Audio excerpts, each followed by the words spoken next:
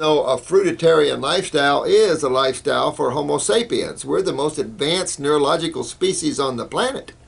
I think I've told you about some cases where, one case, the ambulance brought her here, and she was an advanced MS case, and she was prone, stiff, flat on a stretcher, couldn't turn her head to say, "Hi, Robert," stiff as a board. Oh, I'm only about that thick. And so I put her all on fruit. And 2 months later, she could wheel herself in the wheelchair, and she could feed herself, sit up, all those things. So I wanted to put more muscle on her because she was so thin. And generally speaking, I raised horses growing up, and we used alfalfa for muscles. You know, I knew Ann Wigmore, and I asked her, "Why did you pick wheat? Alfalfa is a superior plant," and Shackley knew that. Alfalfa is an incredible plant, particularly for muscle building, minerals, you know, things like that. So I put her on a green drink, and I put her on a salad. And you know what happened to her? She couldn't move anymore. She went back to being an invalid. So I put her back on fruit. And you have to understand the power and the magnetics fruit has to turn on the body's nervous system, especially Homo sapiens nervous systems.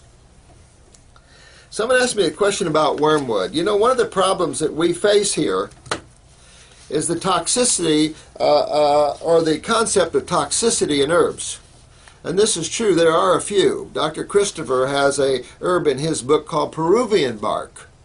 I've never contacted them, but they need to remove that herb.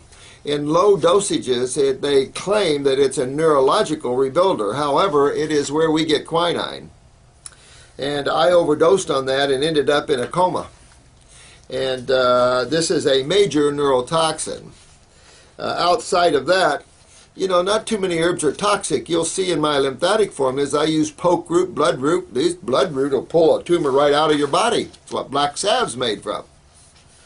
But I've used gallons of these on people, on little old ladies that are 80 years old and 80 pounds. And never had any toxic effects. Wormwood, I don't use that extensively. I use it for a couple of weeks, maybe a month, to kill the major, bigger worms in the body. They say it's good for cancer, but I can tell you, I don't use it extensively, but it should be used for a couple of weeks or a month to kill any worms, flukes, the bigger boys, you know, tapes, things like this. Another question this lady has, I assume it's a lady, could be a gentleman, sorry. Carrot juice and eating fruits have changed my skin color. Yeah, I mean, you know, carrot juice has been known to do that with the keratin. I'm not a real fan of carrot juice. I mean, that was back in the 60s and 70s. Dr. Jensen woke up to high PSA levels of 1600 and found out he had cancer all through the lower back and prostate. Put himself on a 3 or 4 month carrot juice fast. I've got the video. He videoed himself. But that is an inferior juice, and it's not a good detoxifying juice. It's a starch. And if you Google 256-year-old Chinese man, and just Google that, and you'll come up with this Chinese guy that lived 256 years old, died in 1933. And he claimed he never ate anything that grows below the ground. Well, that's starch. And starch, it really isn't healthy for anybody, to tell you the truth. Although give a carrot to a horse, they love it. This gentleman claims his shoulder hurts every time he drinks apple juice or takes herbs. Well, that's probably connected to your GI tract. You know, your gut tissue, your GI tract, and especially the colon, is like an electronic or a neurological board that infiltrates the whole body there. And particularly even the stomach. The stomach is, or the solar plexus area, is the ganglia for the autonomic nervous system. And the autonomic nervous system is the sympathetic, parasympathetic. That runs everything. That's your all involuntary functions of the body, including breathing, is controlled by that system. And that system is controlled by the neurotransmitters of the adrenal glands. Even reaches up in the brain, the jaw. And it's all this involuntary movement.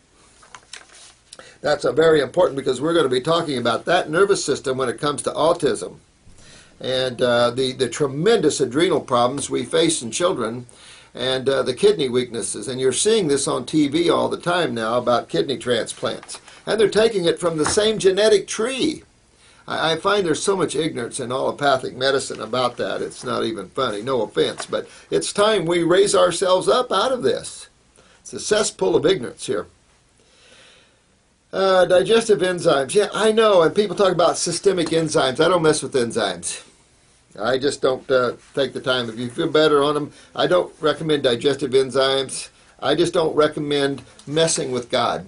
You'll be healthier and you'll feel better and more energetic if you forget that treatment-based thinking and go into detoxification, the golden key that unlocks the door. And I'm going to do another video following this one on the healing crisis and what to expect when you go through this, because some people are going through some hard times. And we're pretty aggressive detoxifiers, but some people are very toxic. I've got babies on these programs that don't go through too much, and then I have some that go through a lot. We have all the way to 100-year-old people on these programs. I pulled people out of nursing homes for years, although some families didn't appreciate that. This gentleman writes me, I think it's a gentleman, it could be a female. Oh, it's a female, sorry, sweetheart. About her daughter, 13 years, born without some permanent teeth. I think you're going to see a lot of this. I think if you look at the women and their pelvic areas and you look at the skeletal structure of man, you can tell that the pituitary is really going in people because people are getting taller or they're stunted growths, they're not growing properly. The parathyroid, which deals with calcium utilization of the body, is so weak that they're not developing their connective tissue or their skeletal tissue or teeth. In this case, I would keep her on raw foods. I would definitely hit the pituitary with a glandular, and I would hit the parathyroid with a glandular, and really start building up her body's ability to utilize calcium and to rebuild structure. There's a theory, it's kind of like the phantom limbs. These poor kids coming back from Iraq and Afghanistan. I mean, I was in the Vietnam era. It's all sad stuff, you know, war and killing each other. It's all sad stuff. But blowing off arms and hands and legs, this is just sick to me. But when you talk to someone that's had a limb missing, they have what's called a phantom limb syndrome, where you can actually feel the limb still there. Well, it is, etherically. And so this is where you can get tissue to regrow. I've had a lady came in with a thyroidectomy. They left a little piece of it left, and I got the whole thyroid to grow back. See, the body can regrow back tissue in a high alkalizing, high energetic medium. You can't rebuild tissue in an acid medium. You can't cure cancer in an acid medium because cancer isn't a disease. It's a damaged cell by acids. These aren't diseases. And if you can get out of this concept of diseases, you'll do yourself a tremendous favor. This is, man's locked into that stupidity, and there's nothing disease-oriented. There's decay, but acids create decay. And understanding the rule of acids would go a long way to help people understand what's going on here. So this is what you would need to do. I would take her in at 13. She's going to have kidney and adrenals. She's going to have lymphatic problems, neurological problems, weaknesses because of the adrenals. And so watch her blood pressure. She could run low blood pressure. Blood sugars are common problems with kids now because of the adrenals.